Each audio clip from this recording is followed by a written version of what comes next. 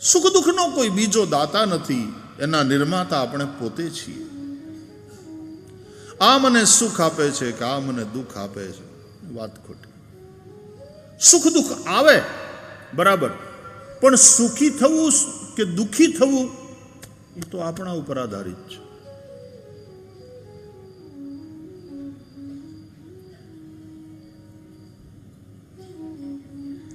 કપિલ ભગવાન માં દેવહૂતિને કહે છે, સાધુ સંતોના લક્ષણ બતાવતા કે સંતના જીવનમાં સુખ દુઃખ નથી આવતા એમ નહીં, આવે છે, પણ એ સુખમાં છકી નથી જતા, એ દુઃખમાં ડગી નથી જતા, સુખ દુઃખના દ્વંદ્વ એને પ્રભાવિત નથી કરી શકતા. તપંતિ વિવિધાસ તાપા ન એતાન, દુઃખ એને દુઃખી નથી કરી શકતા. કારણ મદગત ચેતસઃ, એનું ચિત્ત મારામાં લાગેલું હોય છે.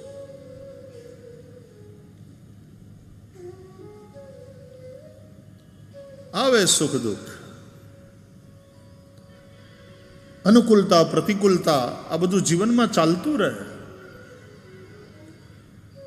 પણ જેનું ચિત્ત ભગવાનમાં ચોંટ્યું છે એ સુખ દુઃખના દ્વંદ્વથી પ્રભાવિત ન થાય. આઠે પહોર આનંદમાં ગંગા સતી અને પાનબાઈની એ જે વાણી છે એમાં ગામડાની સીધી સાદી શુદ્ધ હૃદયવાળી સમજણથી યુક્ત અને ઠરેલ એવા ગંગા સતી પાનબાઈને કહે છે કે પાનબાઈ, હરખને શોકની જેને આવે નહીં હેડકી, અને એને આઠે પહોર રેવે આનંદ. આ હર્ષ અને શોકના દ્વંદ્વને હેડકી સાથે સરખાવનારી ગામડાની એ ભક્ત મહિલા, એવી માતૃશક્તિ ગંગા સતી. હરખને શોકની જેને આવે નહીં હેડકી પાનબાઈ, એને આઠે પહોર રેવે આનંદ. આ હેડકી છે ને વાતજન્ય રોગ છે. રોગની આ બધી એને અલગ અલગ પેલામાં વેચ્યા છે ને, વાતજ, પિત્તજ, કફજ, આ 3 દોષ છે. એ જ્યારે વિકૃત થાય ત્યારે એ ત્રણેયથી અલગ અલગ પ્રકારના રોગ થાય. તો હેડકી છે એ વાતજ રોગ છે, હરખ અને શોકની હેડકી.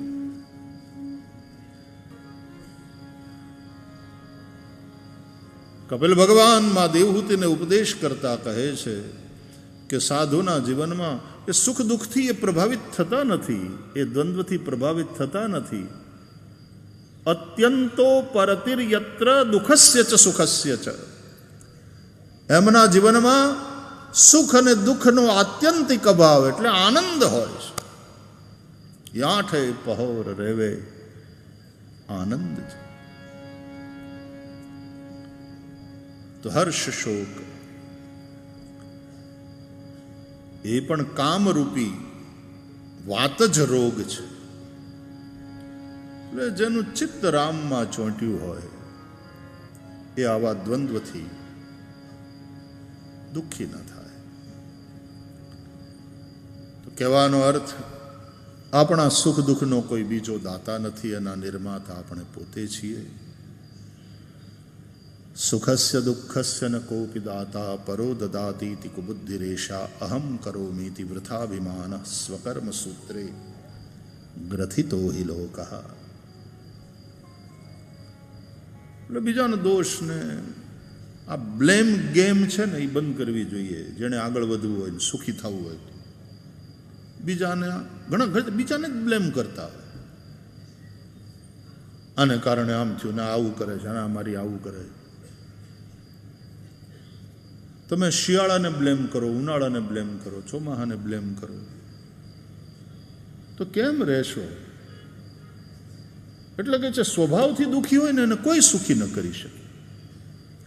કાલ, કર્મ અને સ્વભાવ એ દુઃખના કારણ કયા છે? કહેવાનો અર્થ આપણા સુખ દુઃખના કોઈ બીજા દાતા નથી અને નિર્માતા આપણે પોતે છીએ. આપણા વિચારથી આપણે આખું વિશ્વ આપણું બનાવતા હોઈએ છીએ.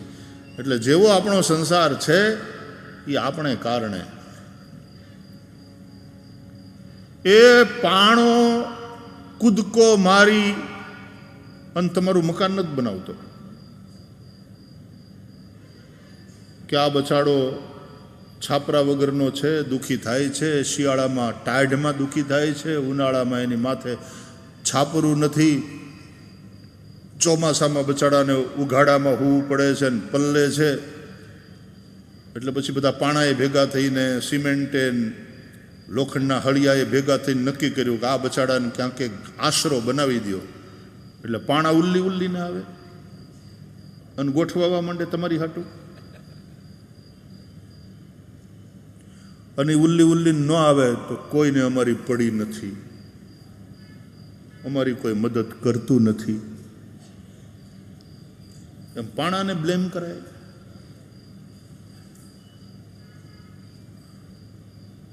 તમારા વિચારથી તમારી દુનિયા બને છે.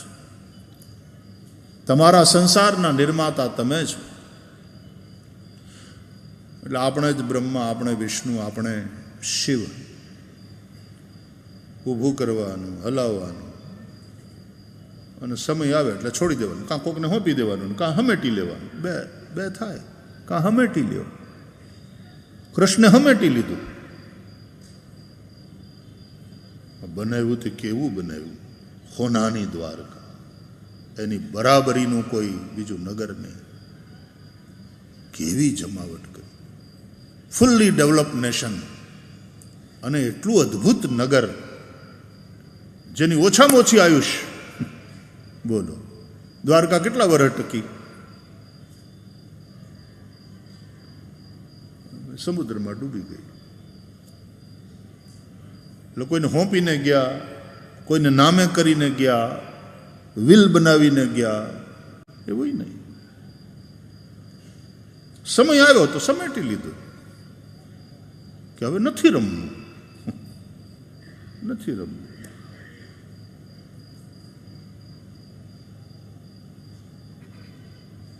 આ સ્વતંત્રતા. આપણે બંધાઈ જતા હોઈએ છીએ. આપણે આપણી જ વસાવેલી સૃષ્ટિના કેદી થઈ જતા હોઈએ છીએ. પછી બંધન થતું હોય છે. પછી આપણે ધંધો નથી હલાવતા, ધંધો આપણને દોડાવે છે. આપણે બંધાઈ જતા હોઈએ છીએ. સમેટી નથી શકતા. વિલ કરીને જાય તો છોકરાઓને કોકને વાંકવું પડે, કોકને ઓછું મળ્યું, કોકને વધારે મળ્યું. ન કરીને જાય તો છોકરાઓને મોટી સમસ્યા થાય. એ પાછા કોર્ટે ચડે. તો સોંપીને જવામાં તકલીફ.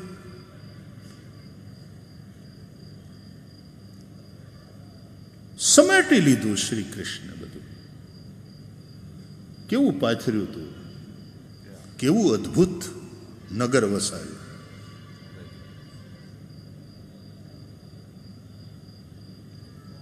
समय आया तो सब समेट लिया, लीला संवरण करके प्रभु पधार गए.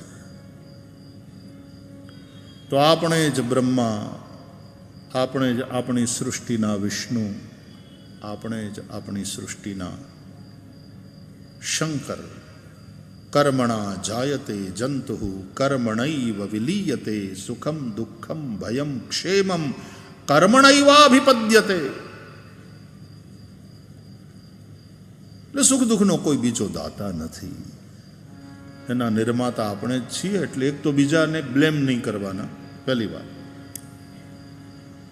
કોઈ સુખ દુઃખનો બીજો દાતા નથી. માણસ પોતે કરેલા કર્મને ભોગવે છે અને અવશ્યમેવ ભોક્તવ્યમ કૃતમ કર્મ શુભાશુભમ. અને એટલા માટે શિવ સંકલ્પ કરો. નિરંતર